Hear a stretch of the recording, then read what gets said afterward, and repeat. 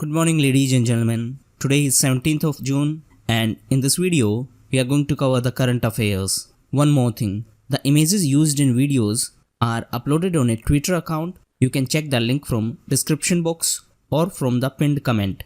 So let's start now.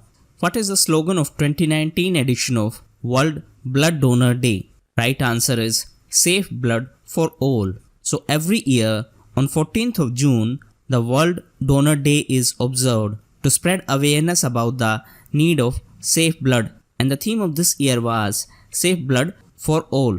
Now answer in comment box which is universal acceptor blood and which is universal donor blood group. If we talk about important days of June, 1st of June is World Milk Day, 3rd of June is World Bicycle Day, 4th of June is International Day of Innocent Children Victims of Aggression. 5th of June was World Environment Day and the theme was Beat Air Pollution. On the 7th of June, the first ever World Food Safety Day was celebrated. On 8th of June, World Oceans Day was celebrated and the theme was Gender and Oceans. On 12th of June, World Day Against Child Labor was observed and the theme was Children should not work in fields but on dreams. On 13th of June, the International Albinism Awareness Day was observed and the theme was Still Standing Strong. Which state government has recently launched online facility to approve building plans? Right answer is Karnataka. So recently, Karnataka Chief Minister Mr. H.D. Kumaraswamy launched websites that would enable citizens to get building plans approval, diversion of land use change and all other permissions through online submissions. So this is a good example of e-governance. A similar initiative was started by Andhra Pradesh government. The Andhra Pradesh government has launched Bhuseva and Bhudar web portal through which people can view land records online. Now if we talk about Karnataka, recently Amasebailu village in Karnataka became the first solar powered Gram Panchayat. Apart from that, recently Karnataka Chief Minister Mr. H.D. Kumaraswamy launched Pink Sarthi vehicles to attend the complaints of women passengers travelling in city buses. Karnataka was also in news as recently Mr. Abhay Srinivas has been sworn in as new Chief Justice of Karnataka High Court, and Karnataka declared 2019 as Year of Water. Apart from that, the Mangaluru City Police in Karnataka launched All Women Police Patrol Unit. The name of this unit is Rani Abakka Force. Pazhavila Ramesan, who passed away recently, was a renowned poet of which state? Right answer is Kerala. So he was the renowned poet and he was from Kerala. If we talk about few other personalities who passed away recently Mr. Rajnath Singh Surya passed away. He was a veteran journalist and former Rajya Sabha member. Apart from him, recently Mr. Girish Karnad passed away. He was well-known writer, actor and public intellectual. On the other hand, recently, Mr. Crazy Mohan passed away. He was the prominent script writer for Tamil films. And Mr. R.V. Janakiraman passed away. He was the former Puducherry Chief Minister. The Government of India has reduced the rate of contribution under Employees State Insurance Act from 6.5% to what percentage? Right answer is 4%. So first, let's understand the provisions of ESI Act. The ESI Act, that is Employees State Insurance Act of 1948, applies to the organizations with 10 or more employees who are drawing a salary of up to 21,000. Now the scheme is governed by Employees State Insurance Corporation, and as per this scheme, there are provisions for medical, cash, maternity, disability and dependent benefits. Ministry of Labour and Employment is the nodal ministry for this scheme and for ESIC. Now for the benefits provided under Employees State Insurance, the funding is provided through the contributions made by employers and employees. That means both employee as well as employer contribute. Previously, the contribution of employee was 1.75% and contribution of employer was 4.75%. So the total contribution was 6.5%. Now, the Government of India has reduced the contribution of both employee as well as of employer. So the present contribution of employee is 0.75% and the present contribution of employer is 3.25%. So the total is 4%. So this is what question is asking, that previously the total contribution was 6.5%. Now the total contribution is 4%. Though the contribution has reduced, the benefits will remain same, and these changes will be effective from 1st of July. If we talk about ESIC, that is Employees State Insurance Corporation, it is a statutory organization under ESI Act of 1948. It was founded in 1952 and the headquarters is in New Delhi. Ministry of Labour and Employment is a nodal ministry of ESIC. The JNU, that is Jawaharlal Nehru University, has decided to confer alumni award to which of the following union ministers? Right answer is Ms. Nirmala Sitharaman and Mr. S. Jaishankar. So JNU has decided to confer its alumni award to Ms. Nirmala Sitharaman and Mr. S. Jaishankar. These two are the union ministers in present government.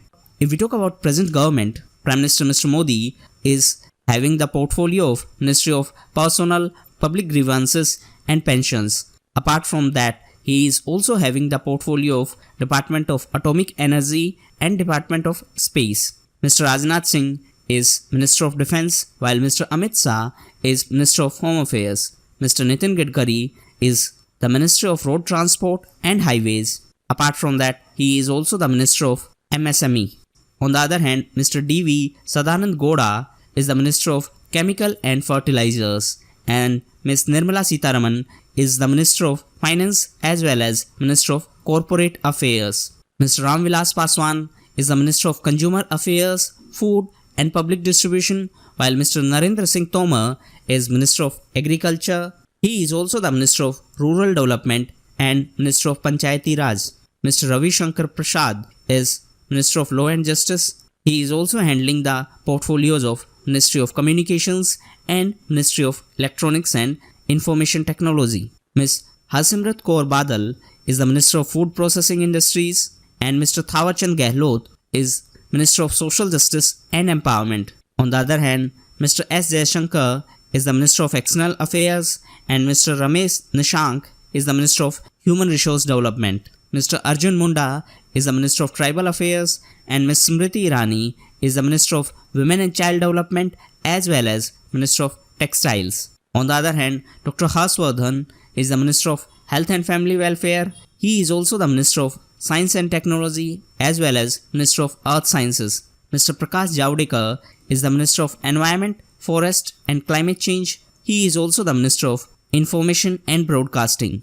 Mr. Piyush Goyal is the Minister of Railways as well as the Minister of Commerce and Industry. Mr. Dharmendra Pradhan is the Minister of Petroleum and Natural Gas as well as Minister of Steel.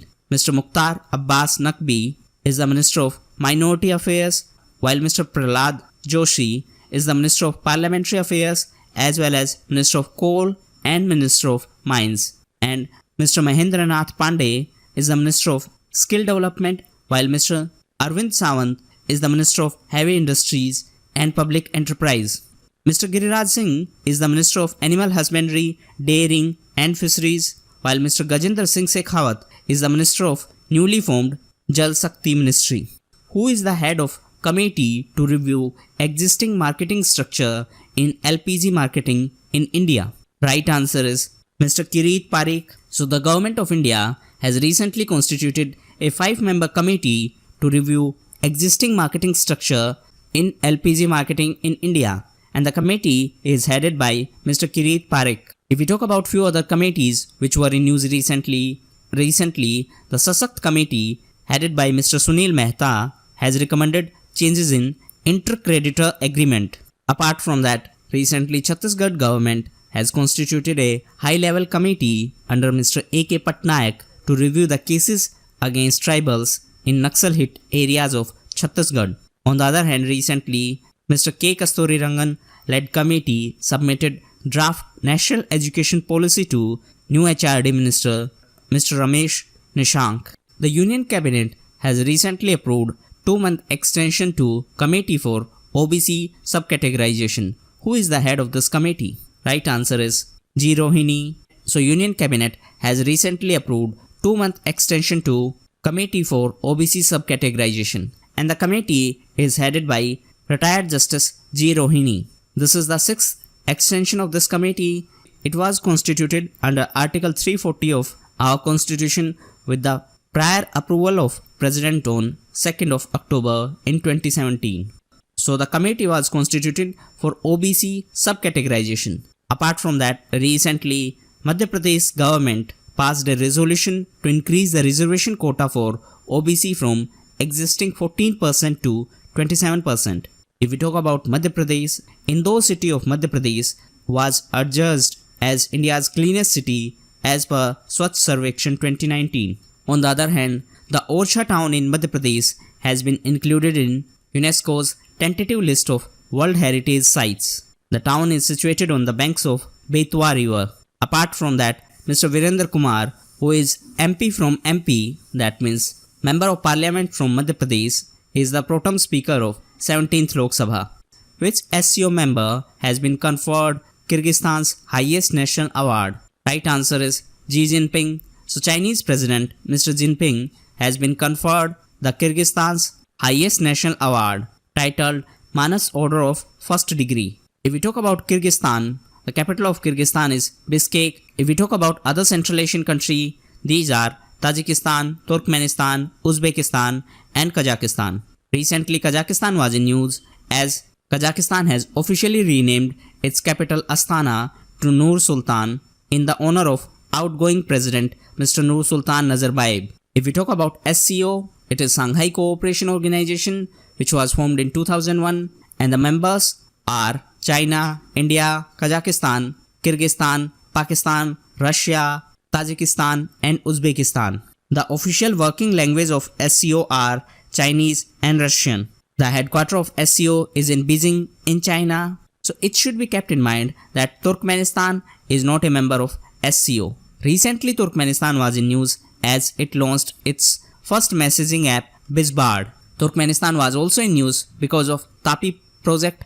TAPI stands for Turkmenistan, Afghanistan, Pakistan, India. It is a gas pipeline project and ADB, that is Asian Development Bank, is the transaction advisor for TAPI gas pipeline project.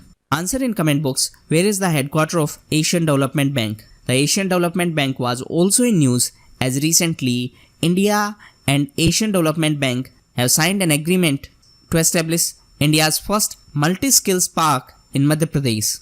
Which country is the current chair of Kimberley Process Certification Scheme? Right answer is India. So India is the current chair of Kimberley Process for year 2019, while Russia is the vice chair. The intersessional meeting of Kimberley Process is being hosted by India from 17th of June to 21st of June, and this meeting will be in Mumbai. If we talk about Kimberley Process, it is a global initiative to remove conflict diamonds from global supply chain. Now what are conflict diamonds? These are also known as blood diamonds. Actually, militants or rebellions use diamonds to finance wars against legitimate governments. Such diamonds are known as blood diamonds or conflict diamonds. So the objective of Kimberley Process is to remove such conflict diamonds from global supply chain. So presently, India is the chair of Kimberley Process while Russia is vice chair. Russia was also in news as recently it launched first Arctic train service, and the name of this train service is Jaren Gold. Russia was also in news as recently it tested world's first floating nuclear power plant. Russia was also in news as recently it launched nuclear powered Arctic icebreaker, and the name of this icebreaker was Ural. Russia was also in news as recently the first summit between Russian President Mr. Putin and North Korean President Mr. Kim Jong-un held in Vladivostok in Russia. What is the theme of 20th anniversary of victory in Kargil War? Right answer is Remember, Rejoice and Renew. So the Kargil Vijay Divas is celebrated every year on 26th of July to commemorate India's victory against Pakistan. This year, India will celebrate 20th anniversary of victory in Kargil War. Kargil Vijay Divas is named after the success of Operation Vijay. Answer in comment box, what was the objective of Operation Sunrise? So these were the most important current affairs of the day. Thank you, and that's all for the day.